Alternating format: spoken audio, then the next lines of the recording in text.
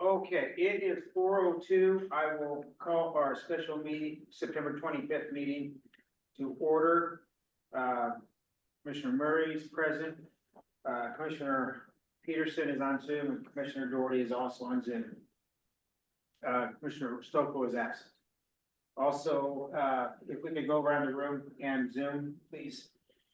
Okay, Frank Herbert for Morrow, Lisa Middlestar for Morrow, Eileen Hendricks for Morrow. And online, we'll start with David.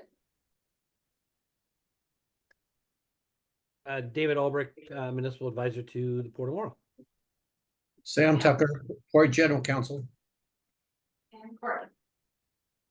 Courtney Douse, Bond Counsel Attorney with Foster Garvey, Bond Counsel to the Port. Okay, thank you, everybody. So, is there any conflicts of interest declaration? No. Okay. No. No. Okay, so, the next item is new business, resolution 2024-11, amended and restated.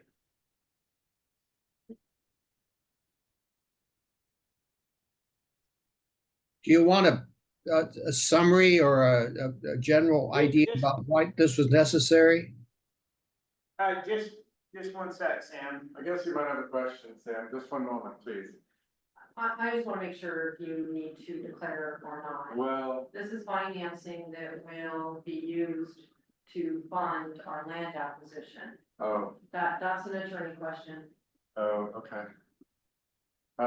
Sam, I have to declare a conflict of interest on a real estate transaction that you might be aware of.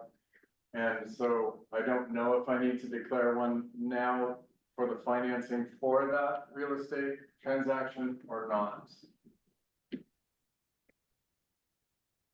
I can happily do it, but it's an actual conflict of interest, and so I can't partake in discussion or decision or vote. So I guess we've got a quorum here plus, so maybe I will do that then just to be extra careful. So I'll declare a conflict of interest actual on a real estate transaction that relatives in my family are a part of.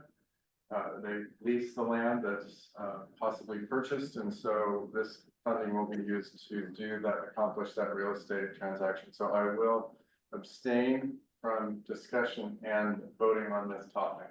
Thank you. And if Rick was needed, he was available at time. Okay, thank you, John. Okay, I think we're all set then.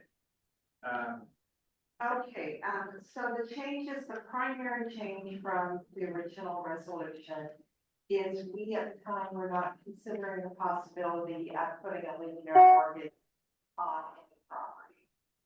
And we had certain investors who requested that, and we decided that it was in the best interest of the court to do so with relatively little risk, and so this accommodates that.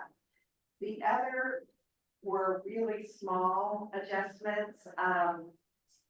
Our underwriter Celadon is working through another company, so they wanted some verbiage.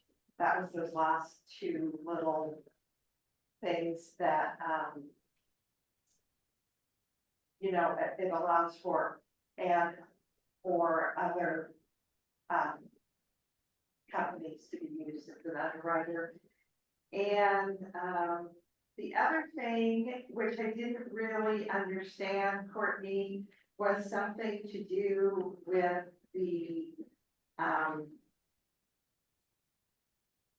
there were some language changes on the denominations of the bond, was there not? It cut out for a second. There were language changes regarding which section? Well, Denominations. description of the denominations of the bond or something like that, I think is how you described it.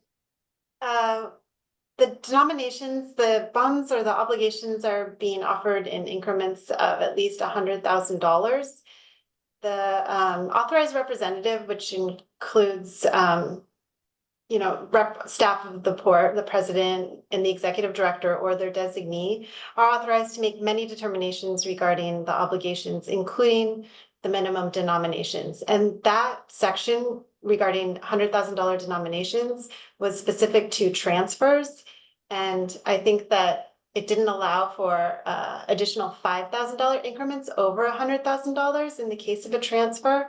And so by removing that provision, the onus is on the authorized representative of the port to determine the authorized denominations, and it provides a little bit more flexibility in terms of transferring. Okay, in addition, we removed some unnecessary and archaic definitions that were in the previous one. And the final change was on page 3, and it was the attorney for the state who noticed this. We missed an "in." So we added an "in." You can get that copy. It's right, that line right above section 4. A lien or security interest in any other real or personal property of the port. Okay. So we're all squared away on what we need to move things forward. Any other changes? Yes. Yeah. Yes, and by the way, we just had a meeting and things are looking very positive. They have, I don't know what they call those, David, letters of interest. What do they call that from the investors? Right now, they're like preliminary or indication of interest. You can't get a full order or interest until we actually have pricing. So right now they're taking indications of interest. Interest. You know, of course, nothing will be a done deal until it's a done deal, but it's looking good. Good. Anything else we need to add? And right now, for schedule, we're looking at pricing on Monday and funding on Wednesday. Next week.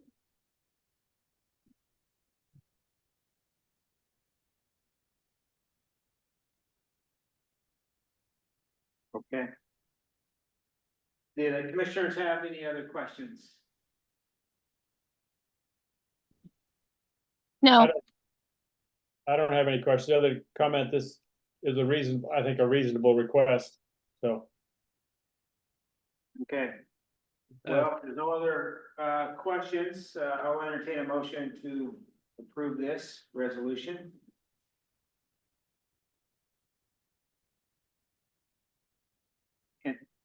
Okay, where's my? I would move to accept this amended and restated resolution number 2024-11. Okay, is there a second? I'll second that. Okay, thank you, Kelly. Joel would move, Kelly seconded to approve resolution 2024-11. Any other discussion from the commission? Hearing none, all those in favor say aye. Aye. Aye. Okay. Any opposed? Hearing none, thank you. Motion is approved unanimous. Before they start the time state.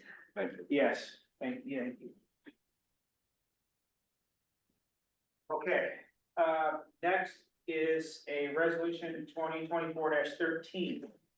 Okay, so 2 of the investors requested some sort of proof that we intend to raise the rates at least over the 2 years that this financing could potentially be outstanding. So this is the 15% that we've been telling our industries. That's all they're asking for, and it says the port will increase its standard water usage rate for the supply of fresh water and the disposal of wastewater at least 15% annually as of July 1, 2025 and July 1, 2026. I would move to approve resolution number 2024-13. Okay, your second? I'll second that. This is Joel. Okay, John has moved and Joel second to approve resolution 2024-13. Any other comments or questions from the commission? Okay, hearing none, all those in favor say aye. Aye. Aye. Okay. Motion passes unanimous. Okay, so because of some of these changes, there'll be changes to the preliminary offering statement that was provided to you before. So somewhere around Friday evening, I would guess, hopefully before, but at least by Friday evening, you'll be getting a copy of they call it the supplemental is what they've been calling it. And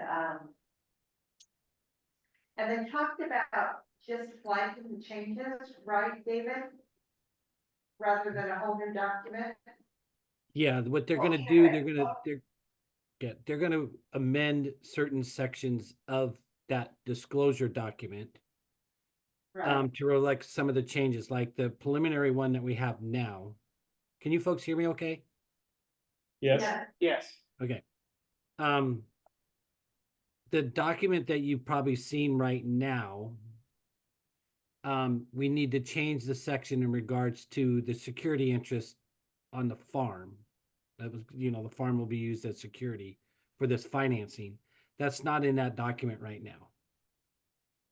So that's one of the amendments. And then, and description of the deed of trust that will be used. We made some additional changes to the financing agreement and escrow agreement. So those things are going to be revised into what Eileen just said, they're calling it a supplement now. And so they got to make those necessary adjustments. That's planned to come out on Friday, in which you as a commission will also get a copy to review the document. And if you have any comments, please let us know by Monday morning at the latest. If you have any, concerns or anything. Courtney, Okay. did I miss anything in regards to describing what's going on with that document? No, the investors will be purchasing based on the preliminary limited offering memorandum, which will be supplemented this week. And the purchasing is scheduled for Monday. So if there are any material comments, they need to be included before purchase on Monday. Okay. Sam, did you want to say anything, or are you good? I'm good. Okay. All right. Anything else then? Okay, any other thing we gotta take care of? No. Okay. Okay, for the good of the order, anything there? Yes, Okay. Joe, Yes.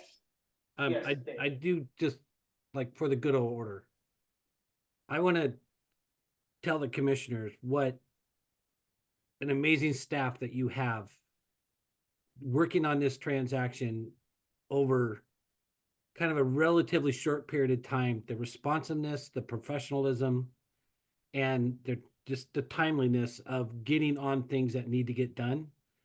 I just wanted you to know that you, in my opinion, you have an incredible staff there. Thank you. Thank you. I appreciate those words. And let me add, David and Courtney. Well, I've been getting lots of emails, and Courtney is on the Eastern time zone and David is on a Pacific time zone. And there have been emails exchanged before and after midnight. So you know what they've been doing on this to get it done. And my hat is off to Courtney and her team. And David, you've just been an incredible job. Let's not screw it up at the end, David. That's my job, to make sure it doesn't get screwed up. Yes. But thank you, Sam. I appreciate that. Okay, thank you. Looks like it's 4:16 and I will adjourn our meeting.